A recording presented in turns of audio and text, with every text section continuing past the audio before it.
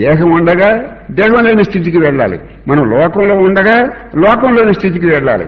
అంటే ద్వంద్వాలు భగవంతుడే, ద్వంద్వాలకు అతీతంగా ఉన్నవాడు భగవంతుడే. ద్వైతము భగవంతుడే, అద్వైతం కూడా భగవంతుడే.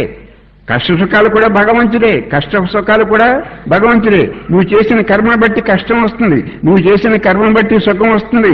ఆ కష్ట సుఖాల్లో కూడా నారాయణుడు ఉన్నాడని తెలిస్తే నువ్వు కష్టాన్ని కూడా సుఖాన్ని కూడా నారాయణుడు ఎంత ప్రీతిగా ఉన్నావు అంత ప్రీతిగా అనిపిస్తావు. కష్టాన్ని కూడా నీ కష్టంలో నారాయణుడు ఉన్నాడు, నీ సుఖంలో నారాయణుడు ఉన్నాడు, నీ ఆవేదనలో నారాయణుడు ఉన్నాడు, నీ గొప్పల్లో నారాయణుడు ఉన్నాడు, నీ తక్కువల్లో నారాయణుడు ఉన్నాడు, నీ కష్ట సుఖాల్లో కూడా నారాయణుడు ఉన్నాడు, నీ కష్టంలో కూడా నారాయణుడు ఉన్నాడు. నారాయణుని తెలియకుండా కష్టం మీకు రాలేదని తెలిసినప్పుడు కష్టాన్ని కూడా మీరు సుఖంగా అనుభవించగలరు, కష్టాన్ని సుఖంగా మార్చేసుకుంటారు, అసంతోషాన్ని సంతోషంగా మార్చేసుకుంటారు, బాధని బ్రహ్మానందంగా మార్చుకుంటారు.